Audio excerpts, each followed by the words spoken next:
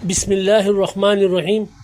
السلام علیکم ورحمۃ اللہ وبرکاتہ۔ میرے محترم دوستوں، بھائیوں، بہنوں اور سامعین، لا الہ الا اللہ سے محمد الرسول اللہ صلی اللہ علیہ وآلہ وسلم تک ایمان کے اس مکمل سفر میں ہم قسط نمبر 8 پہ پہنچ چکے ہیں۔ ہم سورہ اخلاص کے اس مقام پر پہنچ چکے ہیں جہاں اللہ تعالیٰ اپنی ذات کے بارے میں ایک ایسی حقیقت بیان فرماتے ہیں جو انسان کے عقیدے کی بنیاد کو درست کرتی ہے۔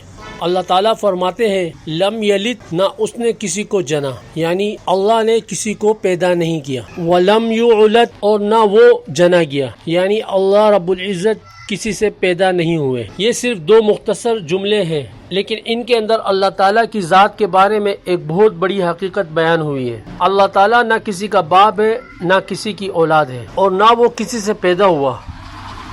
وہ خالق ہے اور پوری کائنات اس کی مخلوق ہے۔ اب ذرا غور کیجئے، دنیا میں جو بھی چیز ہمارے سامنے موجود ہے اس کا کوئی نہ کوئی سبب ہے۔ انسان پیدا ہوتا ہے، جانور پیدا ہوتے ہیں، درخت پیدا ہوتے ہیں، ستارے وجود میں آتے ہیں، پوری کائنات اپنے اندر ایک آغاز رکھتی ہے۔ لیکن اللہ تعالیٰ کسی کا پیدا کیا ہوا نہیں، وہ خود خالق ہے، وہ مخلوق نہیں، اور جو خود خالق ہو وہ کسی کا بیٹا نہیں ہو سکتا۔ یہی حقیقت لم یلد ولم یولد میں بیان کی گئی ہے۔ اب قرآن مجید ہمیں بتاتا ہے کہ مختلف لوگوں نے اللہ تعالیٰ کے بارے میں مختلف غلط عقائد اختیار کیے۔ اللہ تعالیٰ سورہ توبہ کی آیت نمبر 30 میں فرماتے ہیں، ترجمہ، اور یہود نے کہا حضرت عزیر اللہ کے بیٹے ہیں، اور نصارہ نے کہا مسیح اللہ کے بیٹے ہیں۔ یہ ان کے منہ کی باتیں ہیں، یہ ان لوگوں کی باتوں کی نقل کرتے ہیں جو ان سے پہلے کافر ہوئے۔ اللہ تعالیٰ انہیں ہلاک کرے، یہ کہاں بہکے جا رہے ہیں۔ یہاں قرآن کریم نے ایک بہت اہم بات فرمائی، یہ ان کے منہ کی باتیں ہیں، یعنی کسی بات کو صرف زبان سے کہہ دینے سے وہ حقیقت نہیں بن جاتی۔ حقیقت وہ ہے جو اللہ تعالیٰ نے خود بیان فرمائی، اور اللہ تعالیٰ نے واضح طور پر فرما دیا لم یلد ولم یولد، نہ اس نے جنا اور نہ وہ جنا گیا۔ اب عیسیٰ علیہ السلام کے بارے میں بھی لوگوں نے ایک ایسا عقیدہ اختیار کیا جس کی قرآن کریم نے واضح تردید فرمائی۔ حضرت عیسیٰ علیہ السلام اللہ تعالیٰ کے جلیل القدر رسول ہیں، وہ اللہ تعالیٰ کے بندے ہیں، وہ اللہ تعالیٰ کے نبی ہیں، وہ اللہ تعالیٰ کے حکم سے معجزات دکھانے والے رسول ہیں، لیکن وہ اللہ کے بیٹے نہیں ہیں۔ اللہ تعالیٰ سورہ مائدہ آیت نمبر 72 میں فرماتے ہیں، ترجمہ، یقیناً وہ لوگ کافر ہوئے جنہوں نے کہا کہ بے شک اللہ ہی مسیح ابن مریم ہے۔ اس کے بعد اللہ تعالیٰ فرماتے ہیں، حالانکہ مسیح نے کہا تھا اے بنی اسرائیل، اللہ کی عبادت کرو جو میرا بھی رب ہے اور تمہارا بھی رب ہے۔ اب ذرا غور کیجئے، حضرت عیسیٰ علیہ السلام خود فرما رہے ہیں میرا رب اور تمہارا رب، یعنی ربی و ربکم۔ جس کا رب ہو وہ خود رب نہیں ہوتا، جس کا خالق ہو وہ خود خالق نہیں ہوتا، جس کا معبود ہو وہ خود معبود نہیں ہوتا۔ حضرت عیسیٰ علیہ السلام اللہ کے بندے اور رسول تھے، اور اللہ تعالیٰ ان کے بھی رب تھے۔ اسی لیے حضرت عیسیٰ علیہ السلام کو اللہ کا بیٹا کہنا یا اللہ تعالیٰ کے ساتھ ان کی ذات کو شریک کرنا قرآن کریم کے بیان کردہ عقیدے کے خلاف ہے۔ اللہ تعالیٰ سورہ مائدہ کی آیت نمبر 75 میں فرماتے ہیں، ترجمہ، مسیح ابن مریم تو صرف ایک رسول ہے، ان سے پہلے بھی بہت سے رسول گزر چکے ہیں، اور ان کی والدہ صدیقہ تھی، وہ دونوں کھانا کھایا کرتے تھے۔ اب ذرا غور کیجئے، جو کھانا کھاتا ہے وہ خود محتاج ہے۔ اب ذرا غور کیجئے، جو کھانا کھاتا ہے وہ خود محتاج ہے، اور جو محتاج ہو وہ اللہ نہیں ہو سکتا۔ حضرت عیسیٰ علیہ السلام کی عظمت اپنی جگہ، وہ اللہ کے برگزیدہ رسول ہیں۔ ان کی والدہ حضرت مریم علیہ السلام پاکیزہ ترین خواتین میں سے ہے۔ نبی ہونا اللہ ہونا نہیں ہوتا، رسول ہونا اللہ کا بیٹا ہونا نہیں ہوتا، بلکہ تمام انبیاء علیہ السلام اللہ کے بندے اور اس کے رسول تھے، اور یہی توحید ہے۔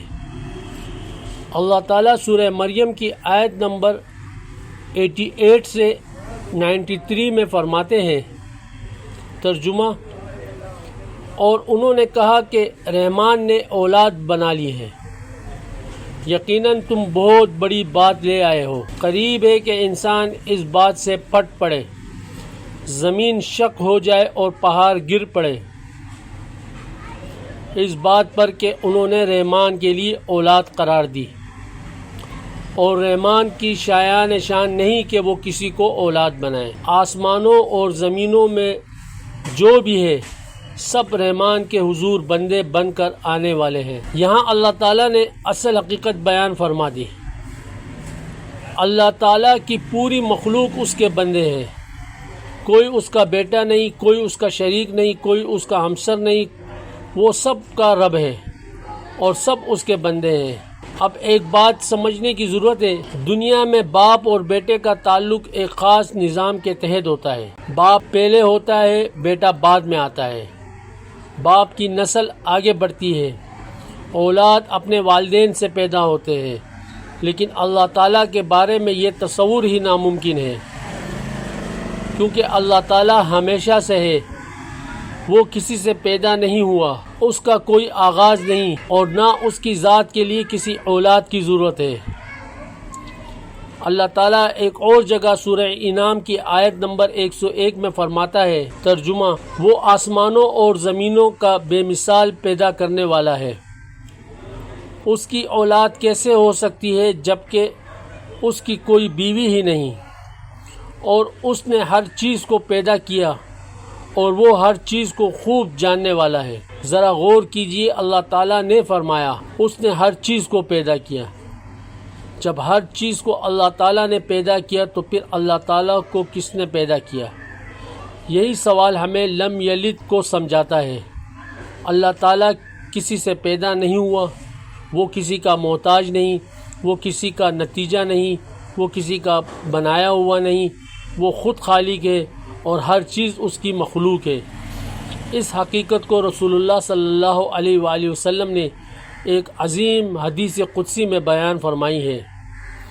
صحیح بخاری کی حدیث نمبر 4974 اور 4975 میں حضرت ابو ہریرہ رضی اللہ تعالی عنہ سے روایت ہے کہ رسول اللہ صلی اللہ علیہ وآلہ وسلم نے فرمایا کہ اللہ تعالیٰ نے فرمایا، ابن آدم نے مجھے جھٹلایا، حالانکہ اسے ایسا کرنے کا حق نہیں تھا، اور اس نے مجھے برا کہا، حالانکہ اسے ایسے کرنے کا حق نہیں تھا، اور اللہ تعالیٰ نے فرمایا کہ اس کا مجھے برا کہنا یہ ہے کہ وہ کہتا ہے اللہ نے اولاد بنا لی ہے، حالانکہ اللہ احد ہے، اللہ صمد ہے، اور لم یلد ہے اور ولم یولد ہے۔ میں نے نہ جنا، نہ میں جنا گیا، اور نہ کوئی میرا ہمسر ہے۔ یہ حدیث ہمیں بتاتی ہے کہ لم یلد ولم یولد صرف ایک عقیدہ نہیں، بلکہ اللہ تعالیٰ کی ذات کے بارے میں ہر اس غلط تصور کی تردید ہے جس میں اللہ کو مخلوق کا مشابہ سمجھا جائے۔ اگر یہ عقیدہ مضبوط ہو جائے تو انسان کسی مخلوق کو اللہ کے برابر نہیں سمجھتا، نہ کسی نبی کو اللہ کا بیٹا سمجھ سکتا ہے، نہ کسی فرشتوں کو اللہ کی بیٹی سمجھ سکتا ہے، نہ کسی بزرگ کو اللہ کے اختیارات میں شریک سمجھتا ہے، نہ کسی مخلوق کو اللہ کے ساتھ عبادت میں شریک کر سکتا ہے، کیونکہ وہ خالق ہے، وہ مخلوق نہیں، وہ رب ہے، بندہ نہیں، وہ بے نیاز ہے، محتاج نہیں، وہ ہمیشہ سے ہے اور ہمیشہ رہے گا۔